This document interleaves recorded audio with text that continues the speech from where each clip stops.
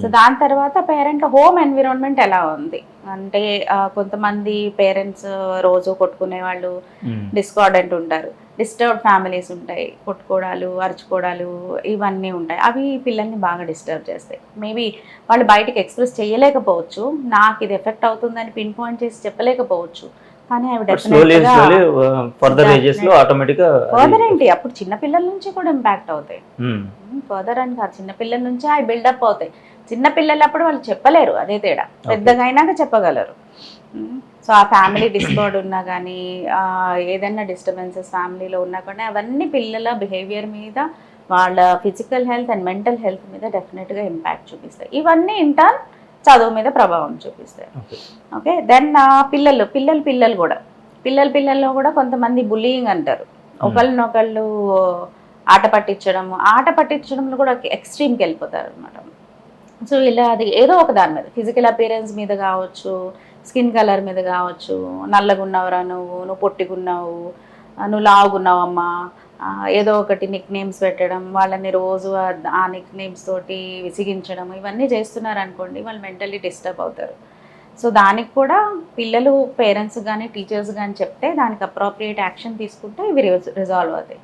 So ఓవరాల్గా మనం ఒక బాబు లేదా పాప ఇవి చదువుకోవట్లేదంటే ఇవి కొన్ని కారణాలు, అవి వాటికి మించి ఇంకో కొన్ని కారణాలు ఉన్నాయి. అవేంటంటే లెర్నింగ్ డిఫికల్టీస్ అంటాం. ఆ లెర్నింగ్ డిఫికల్టీస్లో వాళ్ళకి చాలా రకాలు ఉన్నాయి. కొంతమందికి రాయడం అనేది రాదు సరిగ్గా, సో డిస్గ్రాఫియా అంటాం అనమాట. వాళ్ళని ఏంటంటే ఓరల్గా మీరు ఏమైనా చెప్పండి, దాంట్లో క్వశ్చన్స్ అడగండి, టకటక చెప్పేస్తారు. రాయడానికి మాత్రం కష్టం ఉంటుంది వాళ్ళది బద్ధకం కాదు. చాలా మంది పేరెంట్స్ టీచర్స్ అలాగే అనుకుంటారు, వీడు చాలా లేజీ, రాయడానికి రాదు అని. బట్ ఇన్ ఎసెన్స్ వాళ్ళకి ఆ డిఫికల్టీ అనేది ఉంటుంది అనమాట. డిస్గ్రాఫియా అనేది ఒక కండిషన్ అనమాట. వాళ్ళకి రాయడం అనేది చాలా కష్టం ఉంటుంది. ఓకే, దాంట్లో మనము ముందు నుంచి చిన్నప్పటి నుంచి అబ్జర్వ్ చేస్తే కొన్ని షేప్స్ కరెక్ట్గా రావు. మిర్రర్ ఇమేజెస్ అంటాం. పీబీ ఉందనుకోండి, పీబీకి బీకి కన్ఫ్యూజ్ అవుతారు. ఎంఎన్ ఉందనుకోండి, వాటికి కన్ఫ్యూజ్ అవుతారు. కొన్ని షేప్స్ అసలు సరిగ్గా రాయడం రాదు. సో అవి ఎర్లీ ఏజెస్లోనే ఐడెంటిఫై చేస్తే ఏంటంటే మనం రెమెడియల్ టీచింగ్ అంటాం అనమాట. అవి తీసుకుంటే చాలా వరకు కరెక్ట్ అది. సో డిస్గ్రాఫియా ఉంది. డిస్కాల్కులియా అంటే వాళ్ళకి చదవడం రాయడం వస్తుంది, కానీ మ్యాథమెటికల్ క్యాల్కులేషన్స్ అనేవి కష్టం ఉంటుంది అనమాట. ఓకే, రీడింగ్ డిఫికల్టీస్ కూడా ఉంటాయి మనకి, డిస్లెక్సియా అంటాం అనమాట. రీడింగ్ డిఫికల్టీస్లో ఏంటంటే వాళ్ళు ఏదన్నా బోర్డు మీద రాసినవన్నీ చక్కగా కాపీ చేస్తారు, కానీ దాన్ని చదవడం కష్టం ఉంటుంది. అండ్ చదివిన దాన్ని అర్థం చేసుకోవడం కూడా కొంతమందికి కష్టం ఉంటుంది. కాంప్రిహెన్షన్ డెఫిసిట్స్ అంటాం.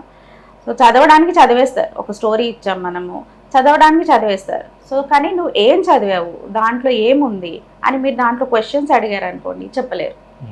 సో ఇవన్నీ ఇన్హెరెంట్గా ఉన్న డిఫికల్టీస్. ఇట్లాంటి ప్రాబ్లమ్స్ కూడా ఉంటాయి. సో ఇట్లాంటి ప్రాబ్లమ్స్ ఉన్న పిల్లలు బయటికి కనిపించరు. సో అది లోపల వాళ్ళ బ్రెయిన్లో ప్రాసెసింగ్ ఇష్యూస్ అంటాము. So auditory processing, visual processing defects అంటాము. సో ఇట్లాంటి మైనర్ ఇష్యూస్ అన్నీ మనం డీటెయిల్గా అసెస్మెంట్ చేస్తేనే తెలుస్తాయి అనమాట. బయటికి మనకు కనిపించేది ఏంటి, వీడు చాలా లేజీ, వీడు చదవమంటే చదవడు, రాయమంటే రాయడు. కానీ అసలు ప్రాబ్లం ఏంటంటే వాళ్ళకి ఆ ప్రాబ్లం ఉండడం వల్ల వీళ్ళు చేయలేకపోతున్నారు. దాన్ని ఎస్కేప్ అవడానికి ట్రై చేస్తారు. సింపుల్గా మనకి ఏదైనా టాస్క్ రాదనుకోండి, మీరు చేయమన్నారు, నాకు కార్ డ్రైవింగ్ రాదు, మీరు చేయమన్నారు, నేనేం చేస్తాను, ఏదో ఒక రీజన్ తెప్పించుకొని తప్పించుకోండి. సింపుల్గా అంతే జరుగుతుంది అనమాట. పిల్లలు నువ్వు రాయి అంటే వాడికి అది చేయడానికి రావట్లేదు, సో తప్పించుకొని తిరుగుతాం. సో దాన్ని లేజినెస్గా పరిగణిస్తాము. అలా కాకుండా ఫస్ట్ అసలు ఎందుకు చేయట్లేదు అనేది ఒక అనాలిసిస్ చేసి రాలి. చాలా మంది టీచర్స్ అసెస్మెంట్స్ కూడా ఉన్నాయి స్కూల్లో, వాళ్ళు అది కూడా చేయాలన్నమాట. ఎవరన్నా చైల్డ్ రిపీటెడ్గా ఫెయిల్ అవుతున్నాడంటే డెఫినెట్గా వాళ్ళని పక్కకు తీసుకెళ్ళి ఆ టెస్ట్ ఒకటి రన్ చేయాలి. లెర్నింగ్ డిసెబిలిటీస్ టెస్ట్ అని ఉంటాయి, అవి టీచర్స్కి ఉండాలి అవగాహన. కొంచెం పెద్ద స్కూల్స్లో కొంచెం బీఎడ్ చేసిన వాళ్ళు, వెల్ ఎడ్యుకేటెడ్ టీచర్స్కి అయితే ఒక అవగాహన ఉంటుంది లెర్నింగ్ డిసెబిలిటీస్ గురించి. మిగతా వాళ్ళందరూ కూడా అది నేర్చుకోవాలి. ఎవరైతే ఫెయిల్యూర్స్ ఉన్నారో వాళ్ళ మీద అది అప్లై చేయాలి, చేస్తే అవి బయటపడతాయి. సో బయటపడ్డాయి అనుకోండి, మనం దానికి ఒక సొల్యూషన్ తీసుకురావచ్చు. జనరల్గా స్లో లెర్నర్ అనే ఒక పదం ఎక్కువగా వినిపిస్తుంది మేడం. ఇది చిన్నపిల్లల దగ్గర నుంచి పెద్దవాళ్ళ వరకు వినిపిస్తుంది. ఇది ఎలా కరెక్ట్ చేసుకోవచ్చు, అసలు ఆ పదానికి మీనింగ్ ఏంటి కరెక్ట్గా? స్లో లెర్నర్స్ అనేవాళ్ళు ఏంటంటే ఒక బార్డర్ లైన్ ఐక్యూ ఉంటారు అనమాట. సో టోటల్గా యావరేజ్ ఐక్యూ కంటే కొంచెం తక్కువ ఉంటుంది. సో వాళ్ళకి అన్నీ అర్థమవుతాయి, తెలుస్తాయి. కానీ ఒక 5 ఏళ్ళు ఒక 5 ఏళ్ళు ఉన్నాడు అనుకోండి ఆ చైల్డ్, సో వాళ్ళ బ్రెయిన్ ఒక 4 ఏళ్ల లెవెల్ వరకే పనిచేస్తుంది. సో ఆ 4 ఏళ్ల లెవెల్లో టీచ్ చేయండి, నేర్చుకుంటారు. సో 5 ఏళ్ళది కొంచెం కష్టం ఉంటుంది అనమాట. సో వీళ్ళు స్లో లెర్నర్స్ అంటాం. వీళ్ళలోనే మళ్ళీ లెర్నింగ్ డిఫికల్టీస్ కూడా ఉండొచ్చు. సో ఆ లెర్నింగ్ డిఫికల్టీస్ వల్ల వాళ్ళు స్లో అయిపోయి ఉండొచ్చు. సో కారణం ఏంటనేది కరెక్ట్గా టోటల్గా అనాలిసిస్ చేస్తేనే వస్తుంది. ఐక్యూ నార్మల్ ఉండాలి. దాంట్లో అప్పుడు కూడా స్కూల్ పర్ఫార్మెన్స్లో ప్రాబ్లం వస్తాయంటే మనం లెర్నింగ్ డిసెబిలిటీస్ అనేది రూల్ అవుట్ చేసుకోవాలి. లేదా ఐక్యూనే తక్కువ ఉందనుకోండి, బార్డర్ లైన్ ఉందనుకోండి, సో వాళ్ళకి ఇంకొంచెం extra efforts, continuous repetitions, continuous exercise అవి చేపిస్తే పికప్ అవుతారు. ఇప్పుడు అడ్మిషన్ తీసుకునేటప్పుడు పర్టికులర్గా ఈ ఓవరాల్గా ఇంత ఫీజు అని చెప్పేసి అకాడమిక్ ఇయర్కి ఇంత ఫీజు అని చెప్పేసి పర్టికులర్గా ఖచ్చితంగా ఇది పే చేయాల్సిందే అని ఎంత స్ట్రిక్ట్గా చెప్తున్నారో, అలా అదే రెస్పాన్సిబిలిటీ పిల్లల విషయంలో తీసుకునే వాళ్ళు చాలామంది ఉన్నారు, టీచర్స్ ఉన్నారు. పర్టికులర్గా ఒక సబ్జెక్ట్ ఫెయిల్ అవుతుంటే వాళ్ళే బయటికి పంపించడం ట్రై చేసి టీసీ ఇచ్చేస్తున్నాము, మీ బాబుని వేరే స్కూల్లో జాయిన్ చేసుకోండి అనే ఒక మాట బాగా వినిపిస్తుంది. న్యూస్ లో కూడా సర్క్యులేట్ అయింది ఈ మధ్య కాలంలో, బాగా సోషల్ మీడియాలో అయింది. అలాంటి పరిస్థితి ఎందుకు వస్తుంది? అలా చెప్పడం ఎంతవరకు కరెక్ట్? అది అసలు చెప్పకూడదు. అది స్కూల్ మేనేజ్మెంట్ వాళ్ళ తప్పు. లీగల్గా అది అసలు పేరెంట్స్ దాని మీద లీగల్గా కూడా ప్రొసీడ్ అవ్వచ్చు. ఎందుకంటే స్కూల్ మేనేజ్మెంట్కి ఏం కావాలంటే ఆ బోర్డ్ ఎగ్జామ్స్లో 100% పాస్. మా స్కూల్లో 100% రిజల్ట్స్ వచ్చినాయి, అందరూ పాస్ అనేది వాళ్ళకి కావాలి. దానికోసం వాళ్ళు వేయము. అందుకే వాళ్ళ స్కూల్లో ఆ బోర్డ్ ఎగ్జామ్ కంటే ఒక 1-2 ఇయర్స్ ముందే స్క్రీన్ అవుట్ చేస్తారనమాట. సో వీడు ఎప్పుడు ఫెయిల్ అవుతానే ఉన్నాడు అని వాళ్ళందరినీ పక్కకు తీసి వాళ్ళ పేరెంట్స్ని పిలిచి మీరు వేరే స్కూల్కి తీసుకెళ్ళిపోండి అని చెప్తారు. అది అస్సలు సబబు కాదు, అసలు అలా చేయకూడదు. యాక్చువల్గా అసలు అది school management and teachers responsibility.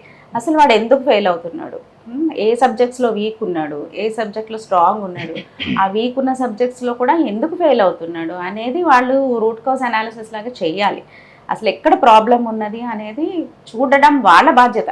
ఎందుకంటే మనం పంపిస్తున్నాం ఒక ఎడ్యుకేషనల్ ఇన్స్టిట్యూట్కి చదువు కోసం. సో వాళ్ళ రెస్పాన్సిబిలిటీ అది.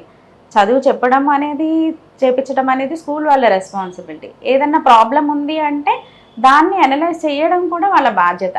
ఎక్కడ ఉంది అని చేయగలిగితే చెయ్యాలి, లేదా పేరెంట్స్ని గైడ్ చేయాలి. మీరు ఇలాగా అప్రోప్రియేట్ డెవలప్మెంటల్ పీడియాట్రిషియన్ కానీ, కొంతమంది క్లినికల్ సైకాలజిస్ట్ కూడా చేస్తారు. సో వాళ్ళ దగ్గరికి కానీ వెళ్ళి ఈ టెస్ట్ ఒకసారి చూడండి, అసలు మీ బాబు వారు లేదా పాప ఎందుకు పర్ఫామ్ చేయట్లేదు అనేది ఒక్కసారి అసెస్మెంట్ మొత్తం చేయించడానికి గైడ్ చేయాలి. సో అదేం చేయకుండా ఫైనల్గా బోర్డ్ ఎగ్జామ్స్ టైంకి వచ్చేసరికి మీరు తీసుకెళ్ళిపోండి, వేరే స్కూల్లో చేర్చుకోండి అనడం మాత్రం అసలు యాక్సెప్ట్ చేయకూడదు.